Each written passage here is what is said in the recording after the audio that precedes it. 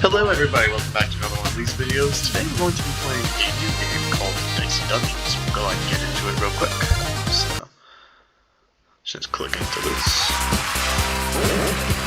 Full disclosure, I have played this game in the past. I did end up starting a fresh save just for purposes of this channel, but this by no means is an upline. We're just gonna use this dialogue. If you want to read it, you can be my guest. Basic gist of it is that we are playing as a die in this game show. See, right now we're a warrior. That's more or less it. This game is kind of similar to games like Slay the Spire, that kind of thing, if you're aware of that game. I might play in the future. This channel is very much down my alley. But yeah, alright, we made the tutorial. We kind of go across this map by clicking. That's just a weapon. We'll talk about that more in a moment.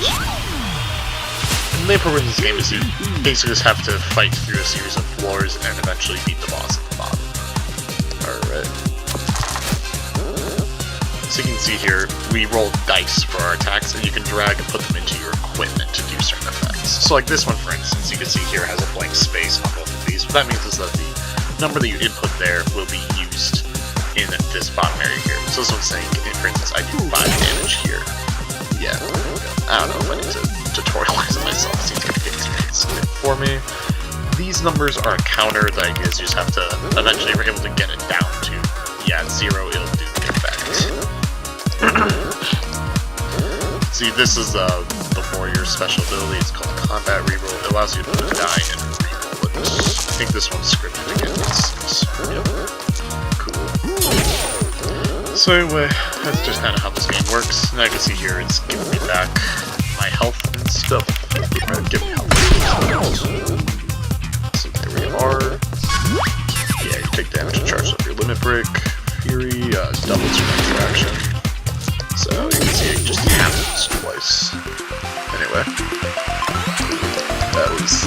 I think that's the only scripted fight in this game in the tutorial, but I'm not 100% sure. So we have more equipment. Go fight this hothead. Alright.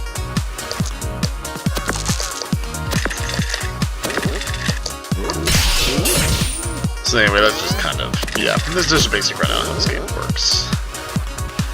Let's see, it's gonna tell me about status effect. Burn just makes one of your dice be on fire, and you have to spend 2 HP to use it. There we go. So once you level up in this game, which gives you more max health and stuff, you heal all HP and extra die as well. Yeah.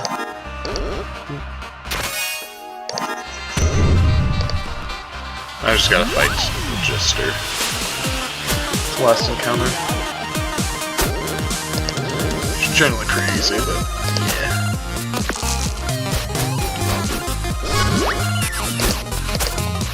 Okay, so different pieces of equipment we've gotten is this bump equipment.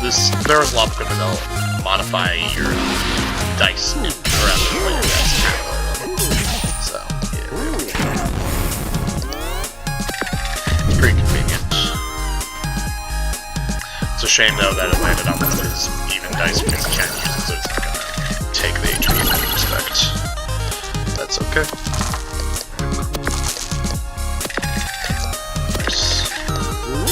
If this fight is also scripted. I don't think it is, but it may be. I'm also pretty sure that like the Jester is a really interesting enemy where like he will level up as you like the blade runs and eventually becomes a boss. I think like on this one he only really does things just to teach you status effects. So like freeze, for instance, sets your first non one die to 1, and it can just stack and keep going. Shock will just make some of your equipment unavailable. So I'm actually gonna try and do real quick. If I can get a 6 on these naturally, no, well it's a shame though, okay. If you put a 6 into something like bump, it gives you back a 6 die and then a 1 die, and that would actually enable me to unlock both of these, which would be nice, but that's okay. Unless we have no such luck. Burn we're already aware of, which is, yeah. These things cost HP, no HP, I can just kill them normally.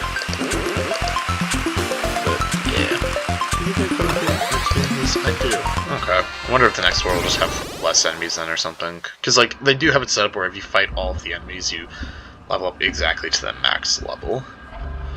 But I'm sure. Anyway, let's get into it. I know at this point it's definitely not scripted. More. Yeah. I'm just gonna slap him around some. Probably about as good as that turn probably could have gone.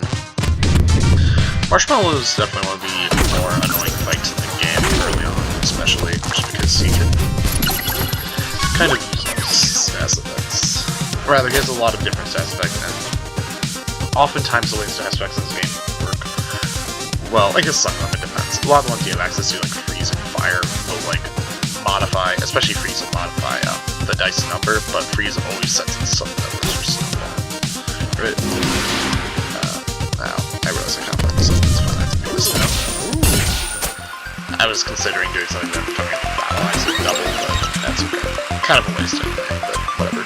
I'm not sure which one of these I want to pick. I guess I'll pick Spiked Shield. I have a lot of offensive stuff. You can just go ahead and... I don't know how much I really care about either of these, to be honest, but it's fine. For now, we'll keep them. Another bump. I would much rather have that over Matchstick. Doing like a burn's fine, but it ultimately isn't, I feel like, as relevant. It's just being able to manipulate my dice values better. So for instance here, I don't even have to use a combat reroll in this turn. I still will, because it's generally better. But, yeah. Okay. I guess what we'll do is... Okay, cool. So this is what we'll go to here. 8 damage and gain 5 shield. Shield just blocks 5 incoming damage. So like, for instance, now we're at 3 shield because 2 have got hit. It just basically acts as a more health, but slightly less good. Anyway, we can use that. There we go. It's a shame that poison does go through shields, so this probably isn't as good, but it's still like decent. Like, this is protecting me, rather is granting me a good amount of health. But I think at this point now it's more relevant for me to just kill the enemy. Assuming you'll let me do that. There we go. Something else that's interesting, I guess, is about Spiked Shield. I haven't really decided about, but that one kind of changes what it does based off of what you put in. It's like if you put in an even number, it'll do attack versus an odd number will give you shield. We're also just going to replace one of these bumps with Snowball. The reason why I'm choosing Snowball over something like Matchstick or the other one that does this aspect is just because while these ones are reusable, I don't actually really have that many dice, so the fact that reusable is kind of whatever. In that case, I would rather have this so I can deal some damage and freeze some enemies. Provided, I will probably be swapping it out if I'm going into any encounters against, like, snow-based creatures. But I'll keep this up for Fireman. Because not only is he weak to ice, which just means that ice-based attacks deal double to him, a lot of his stuff is native. So if I'm able to make his dice once, then they won't be nearly as effective. Pretty nice. Okay. I guess like technically that one works for stuff. Okay. Well, alright, whatever. I guess this is what we're gonna do, is we're first gonna just do this. And because this doesn't really matter which one I put into which one of these, because they're both gonna deal double damage anyway. Then I guess I'll still do this or whatever. Yeah. Okay. And then I'll also just gain a shield. That turn went kind of mid, to be honest. That's okay. But in a world where you didn't already have 2 tiers, that means you would have just only been able to attack me once, which is nice. Alright. I'm actually just gonna use Fury on this to deal damage to him, and you can actually just kill him. So, there we are. That fight was not too bad. This game is definitely interesting though. It has, as something we'll see later on, it has a lot of like challenge runs and stuff which change up the game in very ways. Some of them are kind of really difficult, but yeah, overall it's pretty neat. Okay, now I'm gonna do that first of all, and I kind of want to get a shield against this guy, to be honest. we're just gonna do this and not get the snowball. Alright, it's fine. This guy is able to do a lot of damage if he's okay. At one point he was actually like way better than where he is currently, but they had to nerf him because he was literally just too strong. Which is kind of fun. Cool. That.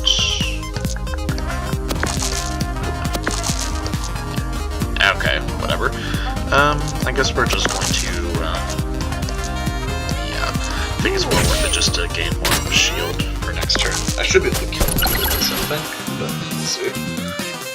Yeah, because he has doubles, he's able to reduce his countdowns by 1. Fortunately, he's chosen not to attack me, I guess. Not completely sure why, but we'll take it. Anyway. Ooh, there we go. Sometimes, yeah, just does not make good decisions, which is fine.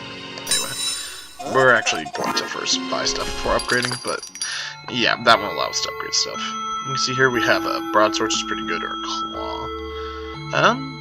I'm kind of... I think I would almost rather just get rid of the spike shield for something like this. I feel like the spike shield's better swords to some degree, especially since you can upgrade it where the max is just 6. And then it just makes it sword with more utility, but I think that getting...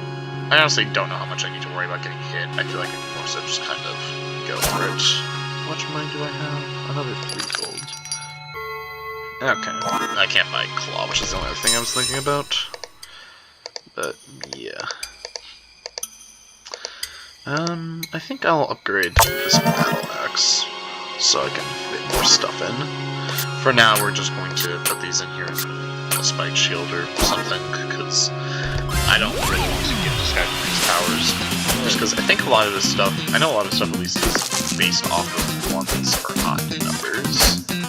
Yeah, I say just based off of ones and nice shards or odd numbers, so giving him those would not be very good. Broadsword. That. Okay, I feel like it can be better. Cool. There we go. I guess I could have given it a matchstick and that would have been decent, but not a huge deal. I could have taken matchstick rather. Nice. Now we can go ahead and reroll that, and we'll just gain more shield. I guess I could have just killed him actually, that would have been better. Oh well, it doesn't really matter ultimately. Because either way he's not going to deal enough damage, and a 1 wound is hit 2 here. So, there we go. Okay, let's see what's in here. Crystal swords. That one is pretty good. But the only issue with it is it's only once per battle. It's like you get it back after a battle, but after you use it, you just have less damage. So it just kind of is a free 15. I think I'm going to take it, but... whoops. Yeah, there we go. But I guess I'm wondering what I should get rid of. Maybe I'll get rid of Bump, to be honest. Oh my goodness, I'm so bad at menuing right now. And leave in Snowball and just kind of roll with it. I think that should be fine. I could also get Claw if I wanted to do some poison, but I don't think I care as much about that. Oh god, Loudbird is one of the more brutal enemies. That is okay. So like, I think, given this, I should be able to kill him in like, potentially this turn if I roll well on my dice, which is nice. Okay, 5 days is gonna get nope, pity. Oh well.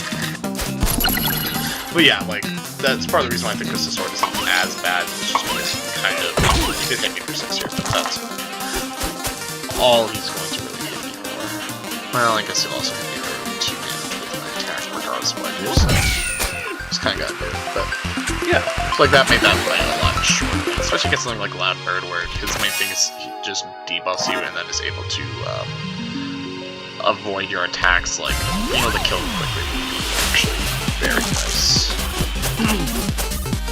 Alright, so we get that. We can also do this real quick.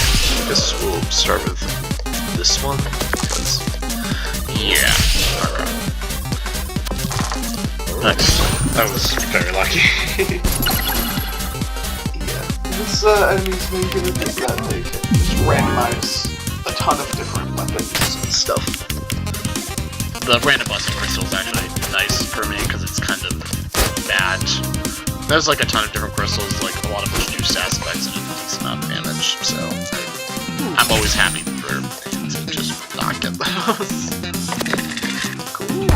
Technically I probably should have done the 6 there. Didn't matter in the end. That enemy can be annoying if you aren't able to kill it quickly.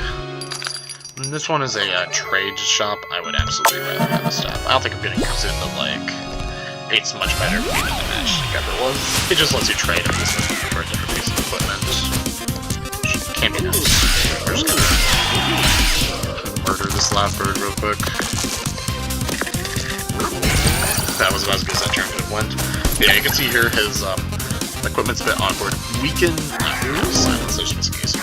What Weaken basically does is it just makes 2 pieces of equipment what are called minus versions, where they're just less good. I also can't use combat reroll as a character ability until I use 2 dice to break the silence, but I also don't really see a reason to do that. I can just kill it.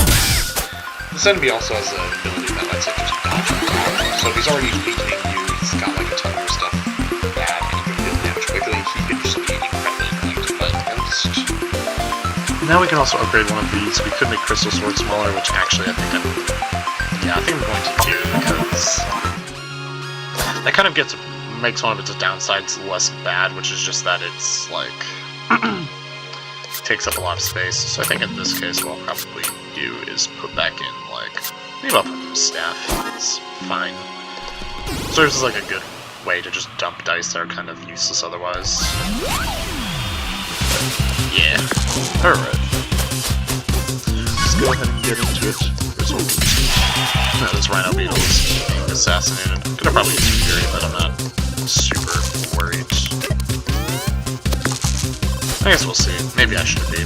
He's got like some nice attacks, but overall it's not as threatening. At least on this difficulty.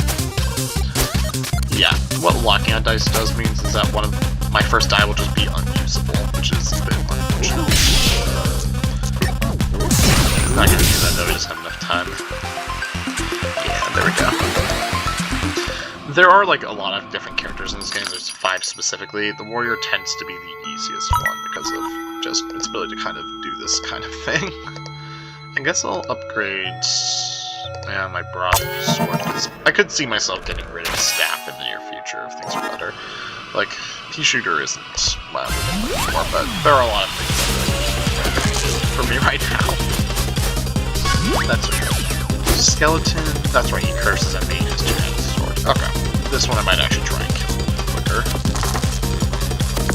If I can roll a 5. We're just gonna do this to hit really hard. There we go. I guess I would rather hit it here than just charge this up. Because, yeah, like, the idea of the other one is theoretically, if he was going to use 3 dice guaranteed, then putting it into staff would be better, because it deals slightly more damage, but he doesn't have to, he just, like, roll up 2 or whatever. Oh, well. Curse, by the way, just gives you a 50-50 chance that your first, or that an equipment will break, or rather, it will just be cursed, so it comes back the next turn, just means you can't use it this turn. And that effect just kind of lingers until it is used, so that was going to happen one way or another. Versus more annoying stats effects. So, let's see, we can just go ahead and heal up now.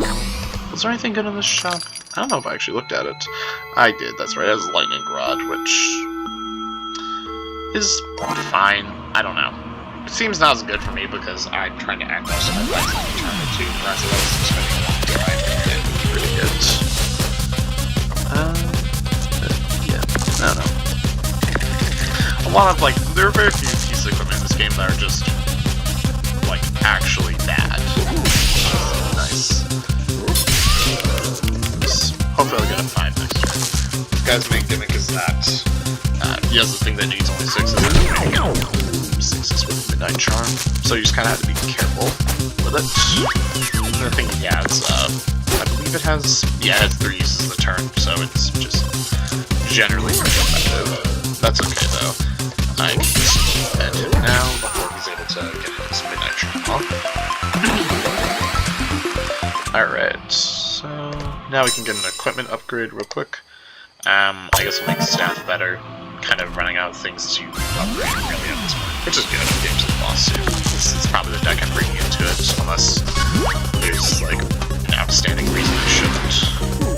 Anyway, we're just gonna go ahead and I honestly don't know if I really need to use that, but it's fine.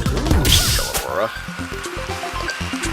The gimmick behind this fight, which we'll probably see more in the future when it comes back, is just that she has basically a set of like status effect based things that spawn out after she uses all of them. So it can be annoying. It's not generally a super difficult fight. Okay, cool. We got Beatrice, so I don't have to do anything with my deck. There are like some bosses where they either force you to put a card in your deck, or it's, or I guess in your equipment or whatever, or they have like specific weaknesses or strengths that like I would rather actually play towards. This boss doesn't though. She just has a lot of shock abilities, and she also has the ability that lets her dodge and attack. So yeah, the bright side of this fight could have, I don't know. I don't think it like does poorly against my deck, but also doesn't great. I guess right now it's doing pretty poorly because I've like nuked it down half of its health, but yeah. One nice thing is since we already have less equipment now, the fact that we're shocked doesn't do as much because it's like, you know, we only have so much that we're going to spend it on anyway.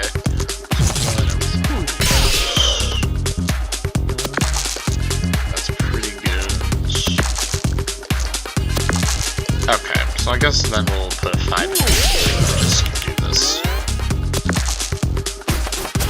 But yeah, there are definitely some bosses that are, I think, more effective than others, but I think we've gotten our warrior to a point now where it's not, like, as threatening, to be honest. Okay.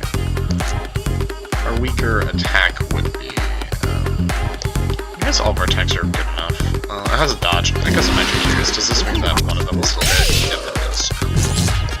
Alright, and anyway, that was this boss done. Nice.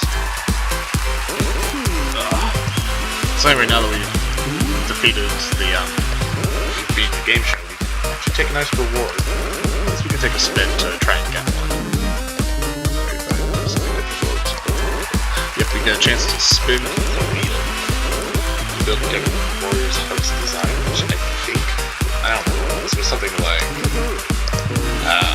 infinite strength or whatever. I don't totally recall, but yeah. Oh, that is actually really unfortunate. That's okay though, it's extremely unlikely that that actually happens to you, but, you know, such is life. It's okay, we'll probably get it next time, to be honest. As you can see, you've unlocked a new character, the Thief, who will be playing next time. Alright, so, I guess let me know in the comments if this is something you want me to keep doing. For now, I'll record a few more of these, but yeah, see you around.